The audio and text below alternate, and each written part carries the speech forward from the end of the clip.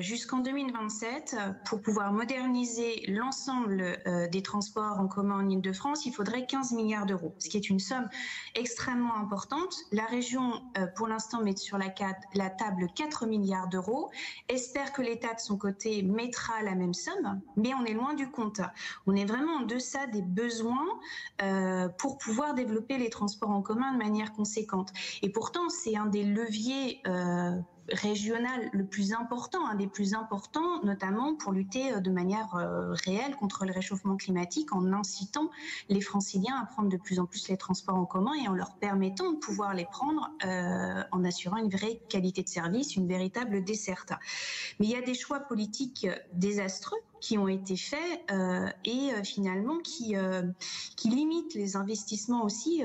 Valérie Pécresse, par exemple, a fait le choix en octobre 2021 de réduire la fréquence des transports en commun en Île-de-France. Vous parliez des mobilités douces. Selon Île-de-France Mobilité, justement, avant les vacances, les transports franciliens étaient à 80% de leur fréquentation normale. Est-ce que finalement, ça a du sens de demander plus de transports, alors qu'on le sait, après la pandémie, les franciliens se sont plus tournés vers les mobilités douces ? Je crois que tout usager des transports en commun en Île-de-France peut se rendre compte que la période post-pandémie et post-confinement, le Covid en gros a eu bon dos. On a expliqué que les usagers revenaient moins dans les transports en commun, ce qui n'est pas vrai. Et donc, la région s'est dit, on va réduire la fréquence, notamment la fréquence des bus. Et le nombre de témoignages qui commence à se multiplier sur le fait que le temps d'attente entre chaque bus est exponentiel montre que les usagers sont revenus vers les transports en commun. Alors certains, bien évidemment, mettent en place des stratégies individuelles pour y échapper parce qu'il est impossible d'attendre 25 minutes un bus pour pouvoir aller prendre son RER. Une question sur ce sujet, Madame Malézé, justement, en ce qui concerne les bus.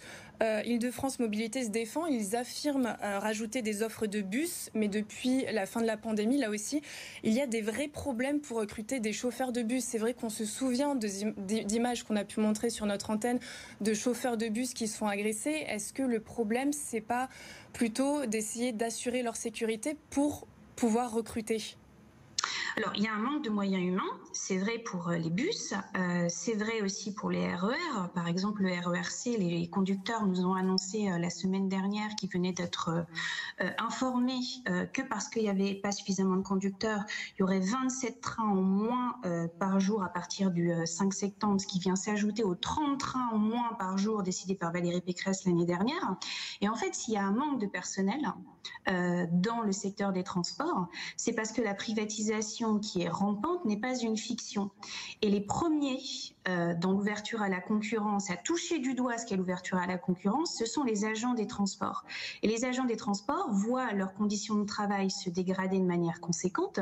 Et quand ils voient aussi les conditions de transport des usagers se dégrader, ils se disent que c'est insupportable. Mais par exemple, on leur force la main pour transformer leur contrat de travail qui était du droit public en un contrat de travail de droit privé. Il y a certaines conditions de travail qui sont revues à la baisse et donc il y a un nombre de démissions qui est très important, que ce soit chez les chauffeurs de bus ou que ce soit aussi sur les conducteurs du RER.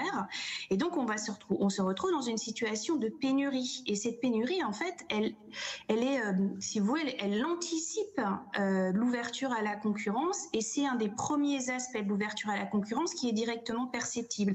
Et elle participe à la dégradation, en fait, de la qualité de service, du service rendu aux usagers qui, pour l'instant, est encore public, mais est en train de se transformer et donc de se dégrader. Et donc la privatisation, avant même qu'elle soit là, elle dégrade déjà, finalement, l'offre de transport.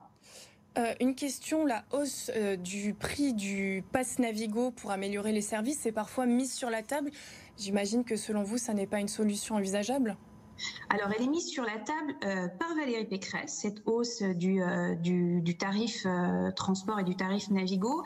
Elle a été mise sur la table dans une lettre qui est une lettre quand même où l'électorat est assez réduit. Quand on lui pose la question de manière publique en conseil régional, Valérie Pécresse botte en touche. Bien évidemment, pour nous, ça n'est pas aux usagers de payer finalement la situation financière dans lequel se trouvent les transports en commun franciliens, qui est une situation financière très compliquée, ça n'est pas aux usagers de mettre la main à la poche, d'autant plus que la dégradation du service public est importante. Donc, s'il y avait une hausse du tarif Navigo, ce serait quelque chose qui serait légitimement incompréhensible et incompris par les usagers. Bien évidemment, nous bataillerons contre. Il y a d'autres sources pour trouver des financements. Donc. Merci beaucoup Céline Malaisé, conseillère régionale PCF, d'avoir été avec nous dans Bonsoir l'Île-de-France. Et si vous êtes usager du RER et que vous souhaitez participer à cette enquête de la Cour des comptes, il vous suffit de scanner le QR code qui s'affiche sur votre écran. Ça prend environ une dizaine de minutes. Il faudra répondre à des informations générales comme votre recours au télétravail, le ou les RER que vous empruntez ou encore à quelle fréquence. On passe tout de suite à votre météo.